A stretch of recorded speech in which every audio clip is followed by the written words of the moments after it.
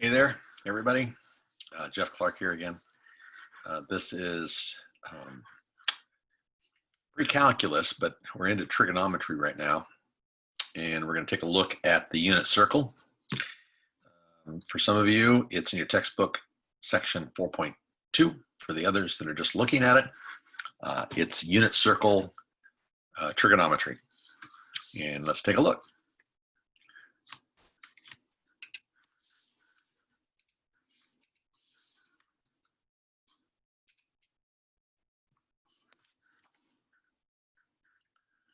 So you can see that we've got a circle. There's a right triangle that's inscribed inside. In the next section, we'll be looking at right angle or right triangle trigonometry. Right now, we're going to do the unit circle. A unit circle just means that it has a radius of 1, and our unit circle is going to end up having the center at the origin, conveniently located for what we're going to do. So circle, origin, 0, 0, radius is 1. Therefore, you can see that the axes, the x and y axis, will have those ordered pairs. We're going to define the following. These are your introductions to the trig, what we call trig functions eventually, but trig statements.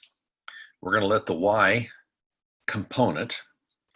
When I say the y component, that's your x and that's your y, just like it is in, say, algebra.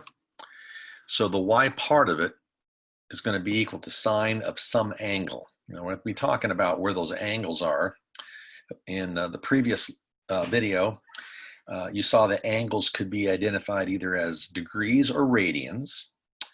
And you always start at the positive x-axis, which is right here, and sweep it in a direction, whether it's negative or positive. Either negative is going to go clockwise, or positive, it's going to go counterclockwise. So in this case, if I was looking at this being the terminal side, by the way, the length of this is going to be 1 because it's a radius 1. It's a unit circle. So the distance right here is 1, right there. So this is going to be the angle. We call it theta sometimes. Remember the Greek letters of the alphabet. Theta is commonly used in trigonometry. The x part of the ordered pair is going to be cosine of whatever that angle is. So that's why it's going to be important to understand angles as it applies to a circle, like a clock face. There's 360 degrees for a complete revolution. 360 degrees to go a complete revolution, or 2 pi to go a complete revolution.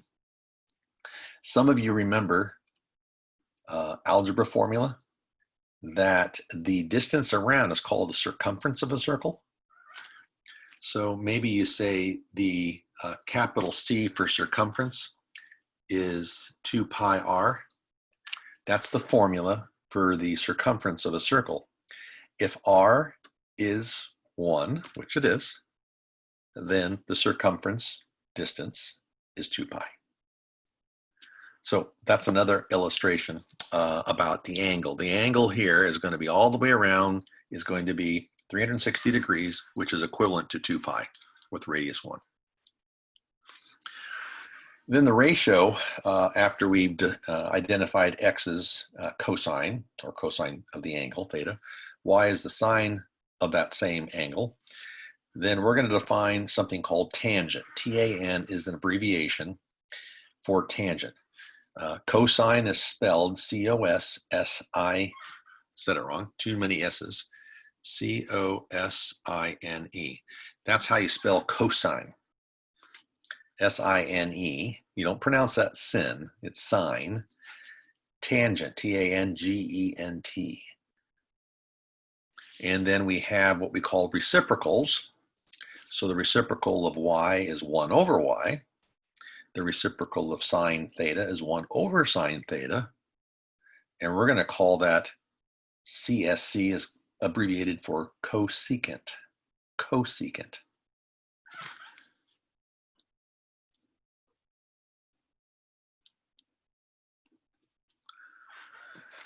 secant, cotangent, cotangent. So that's tangent, that's cotangent.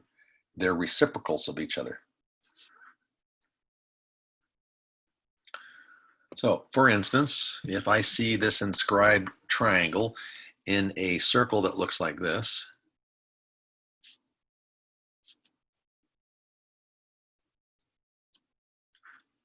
then this ordered pair that's right there is x is first, y is second. This is your x-axis, this is your y-axis, this is your x, so that would be 4/5,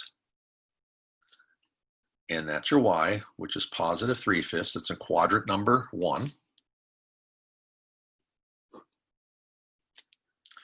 And so according to our definitions here, sine is the y, so it's 3/5.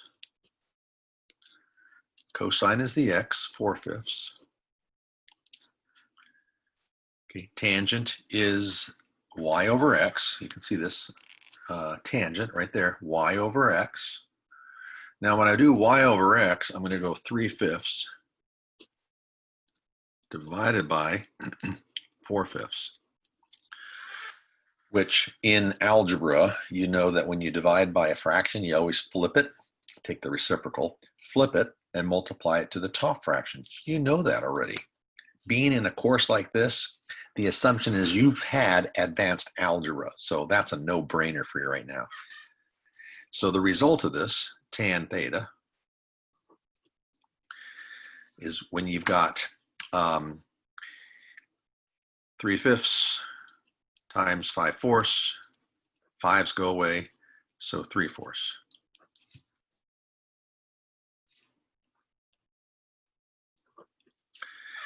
Now these are called reciprocal functions, so all I have to do is just take the reciprocals of these, including that,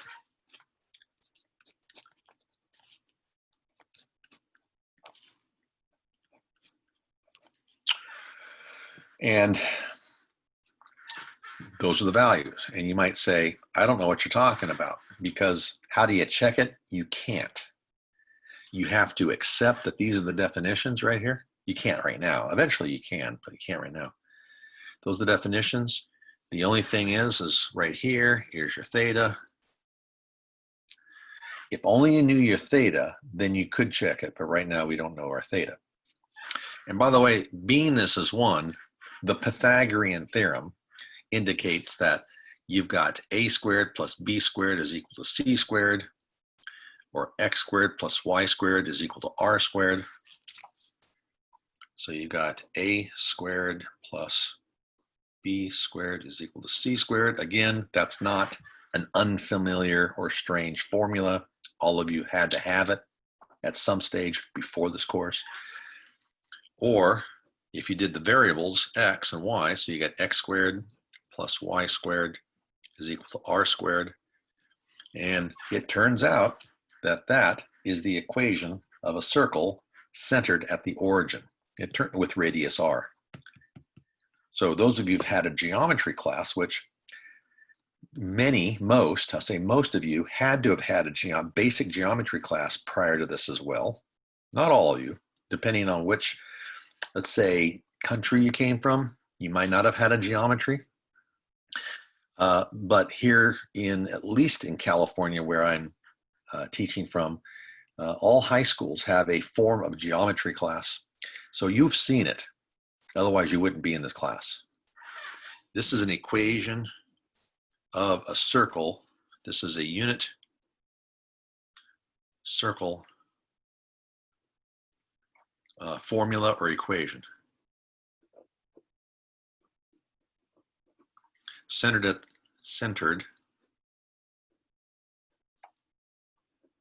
at the origin.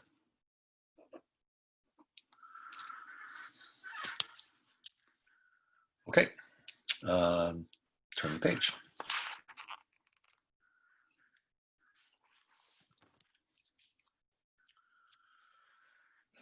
Okay, gosh, this it's going to be familiar to you, because if in fact, which is true, sine theta is y and cosine theta is x, and that power of 2 you got to know that the power of 2, I'll do it up here, sine squared theta plus cosine squared theta equal 1. It is a fact that the power of 2 goes on the entire piece. It doesn't just go on this word sin or abbreviation. It goes on the entire sine theta. It's just how we write it. We put the power of 2 on this sin because it makes sure that you're not squaring this angle. It just makes sure you're squaring whatever the result is, which you still don't know how to get this result because we don't have an angle yet.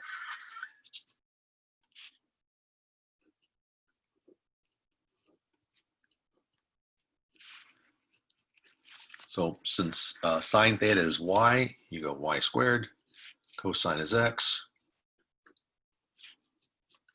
or rearrange this, you got x squared plus y squared is equal to 1 squared, and 1 is the radius. So again, it's the equation of a unit circle. That's what this is right here, but in trig form. This is another formula. Identity, sometimes we call them identities, and you'll learn a lot of identities soon. There's 26 total. These are just 3 of them right here. These are 3 other ones. I mean, this one, these you've already seen these guys, but these are 3 new ones. So down below, if I want to check this, I just got to know what cotangent is and what cosecant is, and see if in fact when I plug those values in, it's true. So here we go. Here's my check or verify. Sometimes the textbook calls it verify. Okay, now cotangent. So we go 1 plus maybe bracket. Let's rewrite this. Cotangent theta bracket squared equals cosecant theta squared. We go 1 plus, all right, now cotangent is cosine over sine, which is, this is the same as x over y. So here's my x, here's my y, and this one's my r. So this would be cotangent is the fraction of, this would be cosine theta sine theta squared equals. Now cosecant over here is right there. It's 1 over sine.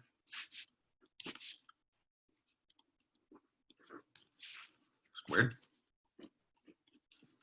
All right, now cosine. Cosine is 4/5.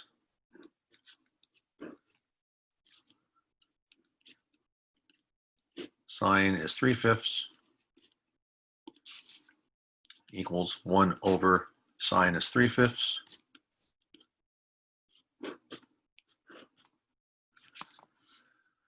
Simplify. The 5s will go away. So we're left with 4/3. Simplify. The result of this is 5/3. This is 1 plus, okay, now we're going to square the 4 and the 3. So we have 16 over 9 equals 25 over 9. Is the left side the same as the right side? Let's check the 1, which is 9 over 9.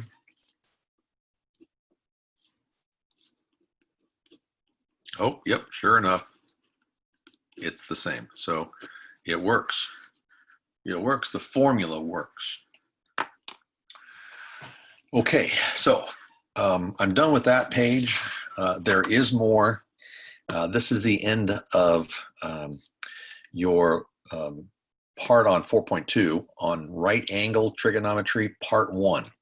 I'm going to create a part 2 of the same topic in the next video. Until then, take care.